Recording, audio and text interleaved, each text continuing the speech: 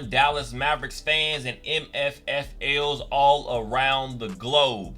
Before we get rolling, I want you guys to go ahead, first and foremost, smash that like button. Go ahead, please smash that like button. It's essentially the same thing as sharing this content to other people with same mindsets as you and also differing opinions. I love to see just the different thoughts and opinions that you guys have, because at the end of the day, that's to me what builds a community. People just bouncing their ideas off each other, because at the end of the day as well, we all have the same goals in mind. We want our teams to be as successful as they can be. We want to reach championship contending year after year type success. And to me, at the end of the day, we all have the same goals, like I said. So even if you have different opinions, go ahead, let me know down below in the comment section. And right after that, I want you guys to go ahead and also smash that subscribe button if it's your first time here. I want to continue to grow this channel. We've now reached well over 1,000 subscribers. I believe about 1,038 or something like that. So I appreciate you guys for all the support. Continue. And right after that, the last thing, first and foremost, I want you guys to go ahead and comment down below. In the comment section, drop me your thoughts.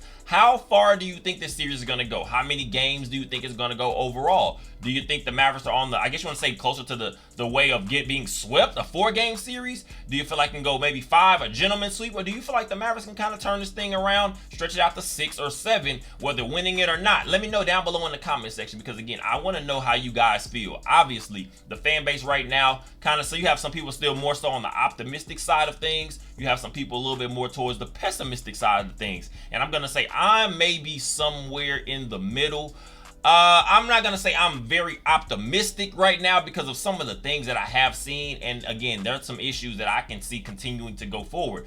But I will say maybe I'm a little bit more towards pessimism, but also at the same time, I think there are some things, and maybe a thing or two, the Dallas Mavericks can continue to get better at that may be able to swing a little bit of momentum in this series. But as always, I appreciate you guys for all the support. You guys are amazing, and we want to continue to keep rolling. The Dallas Mavericks fell to the Boston Celtics last night. A final score: the Boston Celtics 105, the Dallas Mavericks 98. A game of wasted opportunities in way more ways than one. You saw just the way the Dallas Mavericks played. To me, I'm going to say it felt like there was a little bit more urgency. You saw a guy like Luka Doncic, who I believe finishes the game 11 of 21 on field goals, 4 of 8 from the free throw line, which I'll say something about in a second, 50% from the free throw line. But I believe in finishing in the fourth quarter, I believe going 1 of 6 on field goals. All things considered, Luka Doncic came out with 23 points in the first half, I believe it was, something like that, in about 42 minutes of playtime. This was one of the most, it was just frustrating games to watch as a Dallas Mavericks fan, because the number one thing you noticed, it felt like Luka Doncic was maybe the only one that came out with some urgency. And we know the number one thing that Luka Doncic has been dealing with. And of course, the biggest thing I will say naturally, I hate about NBA discourse, just a talk and conversation, it's just sports conversation in general. Everybody has to have a hot take. Everybody has to say the most just outrageous thing, because again, if you look right in the end, then you're gonna be able to stand on that. If you look completely wrong, a lot of times people are never gonna face the fact that they said something just completely outrageous. And to me, that's what ruins a lot of basketball conversation. Luka Doncic last night, although I will say there was one thing when you're watching Luka Doncic play, he did have some urgency that led to 8 turnovers. But to me, if you're watching the actual game, there's going to be lots of national pundits. You're going to have some local guys. You're going to have just basketball fans in quotation, because I don't believe a lot of people are even basketball fans. Everybody loves kind of like the drama of what they think basketball is now, especially when we're talking about social media. It gives everybody a voice. So when you're watching these things and you're seeing these conversations happen, Luka Doncic last night, he had 8 turnovers on the stat sheet, but a lot of these turnovers were due to a guy feeling like no one else is even trying to help out. And now we can kind of go to what later on in the game, you're looking at a bad situation. It's going almost leading to an 8-second violation, which you have to get the ball over half court before 8 seconds when you're taking it out underneath the basket. And you're looking at PJ Washington crosses half court, essentially almost crosses half court, for some reason, turns around, throws the ball back to Luka Doncic. For no reason, now Luka Doncic, I believe, gets the ball with maybe 17 seconds. He has to try to force the ball back over the half-court line and ends up with the turnover. Drew Holiday ends up with a 3-point shot, Luka Doncic, obviously, some people are saying Luka Doncic could have contested or tried to contest it a little bit more, but we're talking about a guy that's banged up. He's tired. He's being targeted defensively. Let's be clear. Luka Doncic has never been the most elite defensive player in the league. He's gotten better and we've seen it, but that's when other guys are contributing in other facets of the game. When Luka Doncic is having to run this offense, and at many junctures of the game, it feels like if Luka Doncic is not scoring or he's not trying to help someone score, everyone is scared, like the lights are too bright. And that's going to take me to his co-star, Kyrie Irving. I'm not even going to ruin this moment when I'm talking about Luka Doncic right now and what he's done.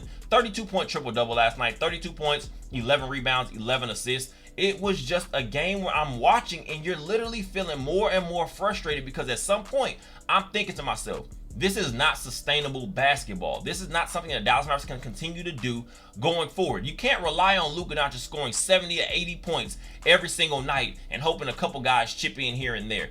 Although the stat sheet will, I'm going to say, let's be clear. This is why sometimes I always say the box score, the stat sheet, it doesn't tell the full story because some of these things can be without context. You're looking at the final box score. Of course, you have all 5 starters end up in double digits scoring. But it wasn't a game of flow. It was a game of wasted opportunity. We found a game with the Boston Celtics. We know this is a team that loves to put up the three-point shot. It's a major proponent of their offensive success, especially. But one thing we saw, although I saw a lot of people were talking about, okay, the Dallas Mavericks, you hear the national media, you hear the commentators on the game. The Dallas Mavericks are playing much better defense. They're playing much more urgent defensively. To me, that was not the case, in my personal opinion. If I'm watching that game, the Boston Celtics missed so many open shots that they had knocked down in the first game of this NBA Finals, and you've seen them knock down throughout the entirety of the regular season and the postseason up to this point. It was just missed shots by the Boston Celtics. This could have easily been a blowout situation much earlier than it somehow turned into. And again, the Dallas Mavericks had to chip away multiple times because you saw the Boston Celtics in the second half of the game go up 13, and then it's 15, and you're sitting here just thinking, okay, here's where the blow up ends up happening. Now everybody's going to continue to just fall apart, and you're going to watch and ask yourself, are the Dallas Mavericks even a team that can get back into this series? But again, by the final score, you're seeing 105-98. There were some opportunities to still somehow get back in the mix within that last minute or two of the game, which to me, it was just too little too late. The team had no offensive flow. And you can go into it, and people will call it the heliocentric or isolation type basketball, the pick and roll offense that the Dallas Mavericks love to run, finding those corner threes, finding the big man, the Daniel Gaffords and the Derek Lively's, and then you have Derek Jones Jr., PJ Washington when they're cutting to the basket. The Boston Celtics have taken that away. To me, this is when it comes to your coaching staff and your offensive coaches, and now you're having to figure out, how do we open up things for other guys? The biggest criticism I'm going to give, and not to a Jason Kidd alone, because Jason Kidd has had some things that he's trying to get done, but at the end of the day, I feel like the Boston Celtics, and it's very unfortunate to have to even admit this, they're just a much deeper team than us. They have more things rolling for them that obviously you can take away one guy and they have other guys. You've seen that Jason Tatum has not been a leading scorer for this team yet. You've seen that Jaylen Brown, I believe, scored 21 last night, 21 or 22, but it was nothing. It wasn't spectacular. We're talking about individually, but they played great team ball. A guy like Drew Holiday ends up with 26 points, I believe. And we're talking about a guy, more times than not, he's your fourth option offensively. Third, fourth option, depending on the night. Kristaps Porzingis didn't even have to go crazy last night, which we saw him do in Game 1. The Dallas Mavericks are just not as deep of a team. We don't have an offensive system that is built for success long term, because when you're watching and saying, now, when we take away the lobs, when we take away those corner threes, those open looks in the corner threes, and I'm also going to go into the point of saying, the Dallas Mavericks, we don't have any real three-point shooters. Name me one player on this team that you trust consistently behind the three-point line, not named Luka Doncic. And I will say, prior to this series and prior to what I guess you want to say based on what we're used to seeing, a guy like Kyrie Irving, but these are more streaky shooters. They're not guys that you're calling spot-up three-point shooters. You're looking and saying, Luka Doncic, if he's hitting the open man and they're just not even taking the shot, or they're completely forcing the shot up, which I saw Maxi Kleber do multiple times last night. Again, we don't have three-point shooters. We have guys that can shoot threes. It's not the same thing. The Boston Celtics are on the entirely different opposite end of the spectrum. They have guys that are consistently and confidently putting up shots. Even you have a guy like a Peyton Pritchard dang near making a half-court shot, which was a spirit breaker, leading to a 9-point lead going into the fourth quarter when it was down to 6, and the Dallas Mavericks is finding, I guess you want to say, an opportunity to chip back into it. And now you're thinking maybe gonna get ourselves in this situation. Maybe Luka Doncic, Kyrie Irving can find themselves in a closing type game, and maybe we can steal one on the road in Boston. But again, they have many guys. You're talking about a Drew Holiday. You're talking about a Derek White, Jason Tatum, Jaylen Brown at certain points. You're looking at Kristaps Porzingis as a stretch big man. Al Horford is a solid spot up 3-point shooter. The Dallas Mavericks are just running out of firepower. You do have a guy like a PJ Washington that stepped up a little bit at certain points of the game, but he wasn't even confidently knocking down these 3-point shots. We saw Derrick Jones Jr. completely airball a wide open 3-point look. The Dallas Mavericks are going to have some struggles going forward, but if you're talking about Luka Doncic, I don't care about the criticisms, because at the end of the day, when you're talking about being arguably the best player in the world, you're going to get held to a different standard than everybody else. That's to come with it, whatever it is, what it is. It comes with it, the territory. But Luka Doncic, if you're telling me he's not leaving everything on the court, I guess you want to say all circumstances considered, a guy that's been banged up through I believe since the Clippers series, early in the Clippers series, we're talking about Luka Doncic being on the injury list, the injury report from the entirety of this postseason. That is not something you can ignore. This guy's pretty much playing on one leg. It comes out last game, prior to yesterday. He's coming to the game last night with a chest contusion.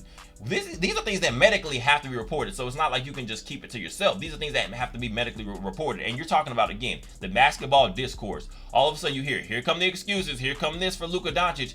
How have we been ignoring the fact this guy has been beat up from the entirety of the postseason at this point?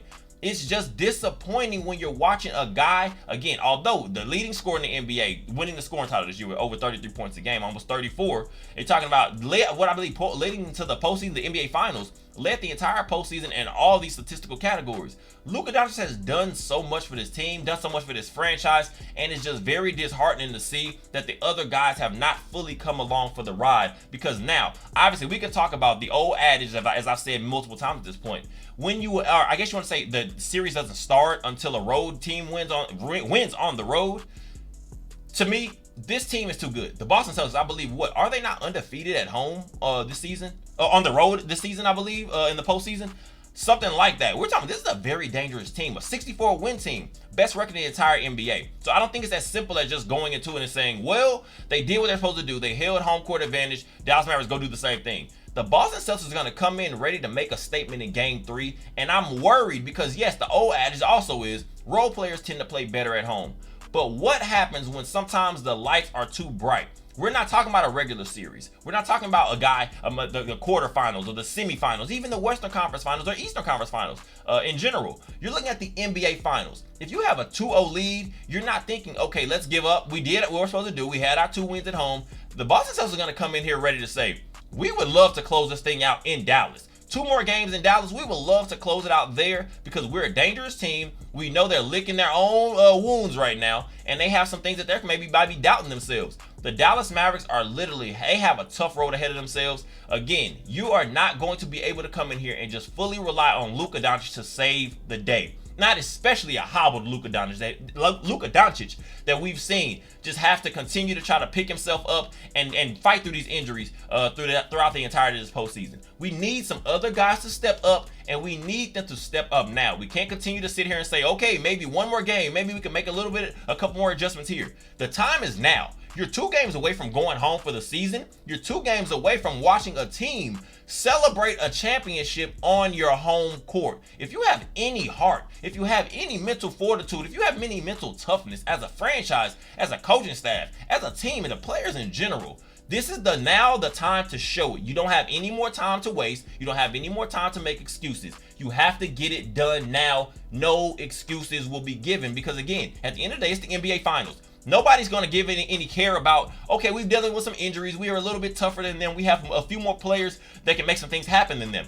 No one cares. Everybody wants to win the championship. Make it happen or don't. But at the end of the day, if you don't, you're going home. And that takes me directly into who is supposed to be the co-star for Luka Doncic, Kyrie Irving. Kyrie Irving has not shown up. It's as simple as that. And it's just very disappointing to watch a guy with the skill set that he has. I believe scoring over 25 points a game during the regular season. And again, we saw some of the situations where you're looking at, saying the Thunder series. His scoring wasn't where we wanted it to be, but a lot of that to me was based on the fact of he was kind of playing that Jason Tatum role. And what I'm going to say about Jason Tatum role in that sense is you're kind of allowing other guys to be rolling that you see are starting to pick up some momentum and steam. That's where you saw the PJ Washington start to step up. You saw some of these guys, and now Kyrie Irving is sitting there saying, okay, you know what? Let me get other guys involved where I can, and I feel like now I can just play a little bit more defense. I can facilitate a little bit more, and that's going to help the team out, because last thing you want to do sometimes is come in there and just start chunking up shots when you already have somewhat of a flow on the offensive side of the ball in the team aspect.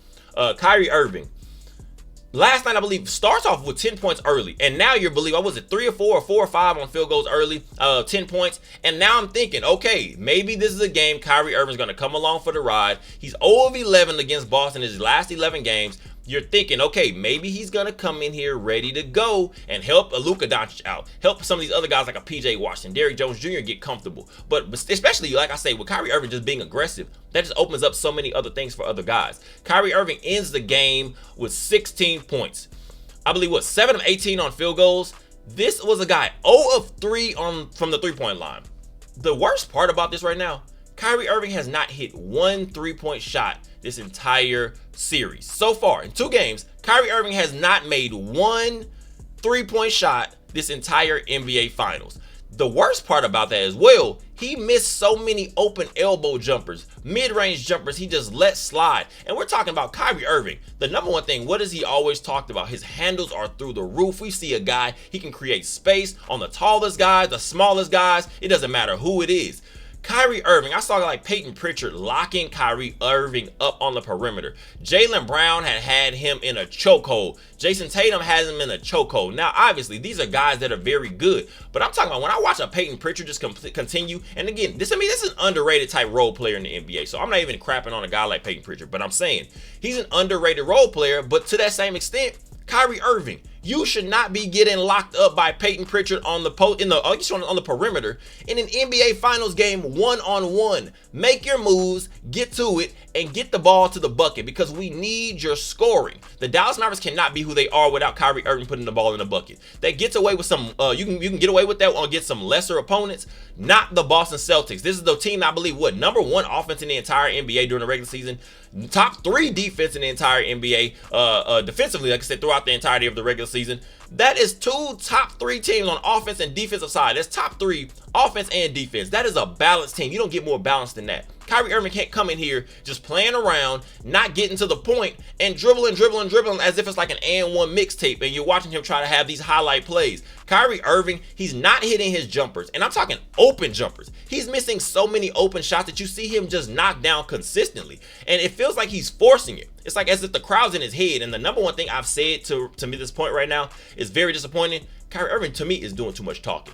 He's doing too much talking. You're in the post game. You're hearing in the interviews they're doing pre-game.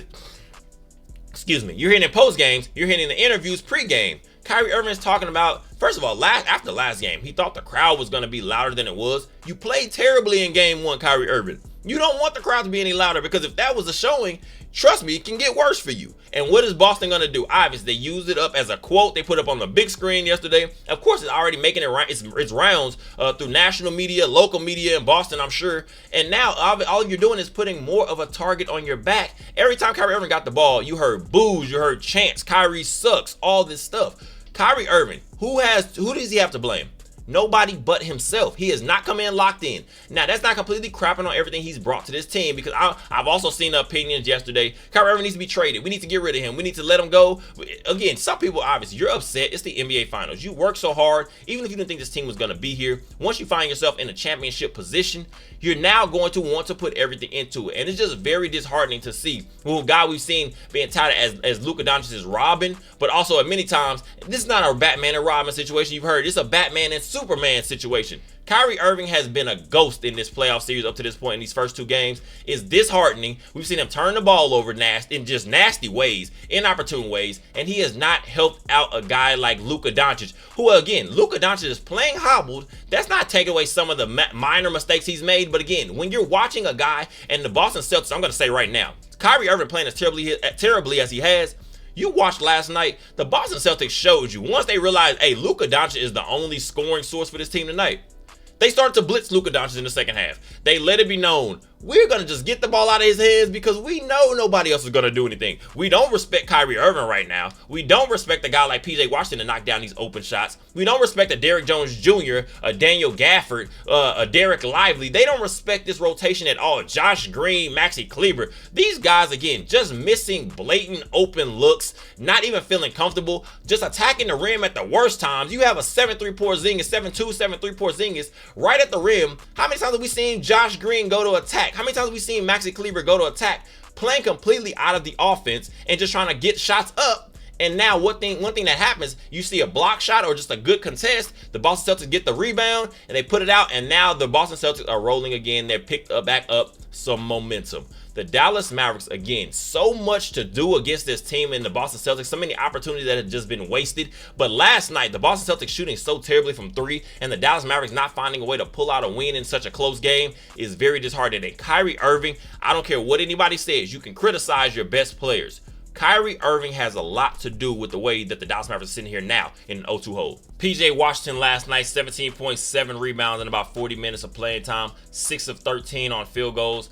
Derrick Jones Jr., I believe, 11 points in about 32 minutes of playing time. 0 of 3 on field goals from the three-point line, which, again, the Boston Celtics are pretty much just allowing him to shoot. They said, we don't feel comfortable or confident in a guy like Derrick Jones Jr. knocking down these shots, so go ahead and take them. And then you're looking at a guy like Daniel Gafford, I believe. 13 points, I believe, 9 rebounds, and you saw a couple opportunities in the second half. The Dallas Mavericks, Jason Tatum finding himself one-on-one with Daniel Gafford down low in the low post, and we kind of fed Daniel Gafford, and he had a couple nice buckets at the rim. But to me, if you're now relying on Daniel Gafford to be a back-down player offensively for you to try to find some opportunities, the Mavericks are not in a good space, because again, you ask yourself, are you going to start getting Daniel Gafford, a guy like that, 15, 20 shots in the low post, or is that going to be a way to win, find some success because Kyrie Irving has not shown up yet? And the guys, obviously, Maxi Kleber, Josh Green, these guys are not knocking down the perimeter shots. Derrick Jones Jr., like I talked about, PJ Washington up to this point. No, that is not a recipe for success. And a guy like Derek Lively, I believe, plays about 19 minutes. I believe he had maybe 9 rebounds, but 2 points, 4 points, something like that. Derek Lively has been non-existent in this series, and a lot of that is to do with the fact that you have a Kristaps Porzingis who has an offensive skill set. What does that do? That pulls away from the basket a guy like Derek Lively. So now he can't sit in there. And like I said, the Boston Celtics are taking away those easy lob and lanes. If they say, if Luka Doncic, we could play him one-on-one. Luka Doncic, there's not one player in this league that can stock up a Luka Doncic one-on-one consistently. We've seen Jason Tatum try to take his lumps. We've seen Jaylen Brown take his lumps here and there. Al Horford's had a little bit of success, but to me, that was more team ball, because when Luka Doncic is looking up and we're saying now the shot clock is down to 5-6 seconds left on the shot clock, you got to force up some shots. And we have a disciplined defender like an Al Horford. He's going to be able to contest these, and as long as he keeps his feet, doesn't bite on any of these pump fakes, we're not going to find any major success consistently. I'm going to say now, the Dallas Mavericks, you are in for a tough road going forward into Game 3. A guy like Jaden Hardy last night plays about 1 or 2 minutes. Jason Kidd, I don't know what he's doing at this point. You're looking at this game and asking yourself, why are you not playing the only guys that can actually go get you buckets, or at least have the potential to go get you buckets? On this team right now, you have maybe 3 and maybe 4. And that 4, let's be clear, before I even say his name, I'm not saying he is a guy that can go get you a bucket. I'm talking about guys that can just get streaky or get hot at certain points. Tim Hardaway Jr. But I'm going to say right now, if you're putting Tim Hardaway Jr. in the game, a lot of times that means you're not having any success, because we've seen he pretty much has played his way out of the rotation. But a guy like Jaden Hardy, young guy, you see him getting better. You see him playing with some aggressiveness as if he's not scared of the moment. This is a young kid, still, 21 years old, just waiting for the opportunity to be able to break out. And this is the perfect situation. If you're finding the Dallas Mavericks and we're having no consistency offensively, Get a young guy like Jaden Hardy some more playing time. See if he can make one of those runs that you saw a guy like Tim Hardaway Jr., the 17-point game you saw where he can break open a series. Get a guy like that some run and see if he can just make some magic happen. Because to me, that can obviously now open up a situation where you're looking up and saying, Jaden Hardy's not a top-notch defender. He's not a guy like that. He's still learning on that side of the ball as well. But if you look up and now say, hey, we have a rotation where you can throw in a guy like a Luka Doncic, a Kyrie Irving, a Jaden Hardy in the same lineup, and then maybe add in a guy like a PJ Washington, and then throw in a guy like a Daniel Gafford or a Derek Lively. Now we may be having something to roll with, because now you have to worry about a guy that can find himself to be streaky, find him knocking down some shots. And if you see the Boston Celtics defense, now they have to worry about a Jaden Hardy one-on-one, maybe a Luka Doncic one-on-one. And again, still the ability that Kyrie Irving has one-on-one. We're not going to completely clown what Kyrie Irving still can actually get done in this league. Let's be clear. Now you're going to open up things for other guys, maybe a few more cuts to the basket for a guy like PJ Washington, some easy looks, easy baskets for a guy like Derek Lively or Daniel Gafford at the bucket. This is just one of these situations where it's like everything's falling apart at the worst time, and the Dallas Mavericks are going to have to figure it out, because game 3, you're now down 0-2. Who cares about any excuses? Like I said, you have to get it done or you're going home with nothing. Game 3 for the Dallas Mavericks will be, I believe, on Wednesday the 12th at 7:30 p.m. Central Time. Wednesday the 12th at 7:30 p.m. Central Time. You're down 0-2. How much heart do you have? You know the crowd is going to come in ready, but one thing I will say, Dallas Mavericks fans, you have got to be loud at the arena. Every game I go to, even when you're watching games on TV, sometimes the Dallas Mavericks fan base, I will say, the biggest criticism for us, we have got to be and turn it to, I guess you want to say, the American Airlines Center into one of those rowdy places nonstop, whether it's going well, whether it's going bad. You have got to create an advantage for this team, because one thing that Boston Celtics fan base will do, you can have all the opinion in the world, how reckless they can be, how nasty. Of course, a lot of people can say Boston sports fans in general are.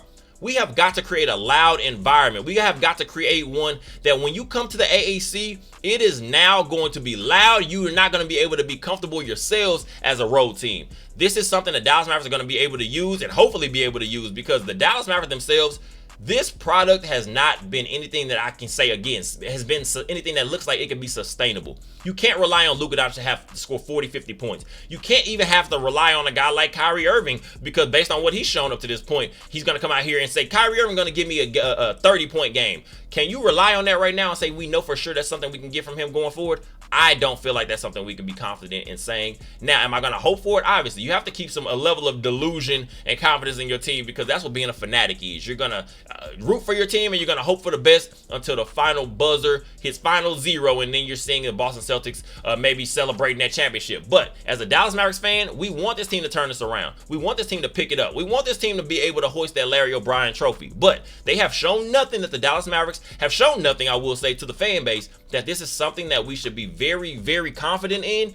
But hopefully things can turn around going forward to the next game, game 3 on Wednesday. Again, the 12th, 7:30 p.m. Central Time. So I appreciate you guys for all the support. Go ahead and like, comment, subscribe, and share. Like I said, I appreciate you guys for all the support. We have a couple more games to go at the very least. Hopefully we can turn this around. I appreciate you guys for all the support. As always, go Mavs, and enjoy the rest of your day.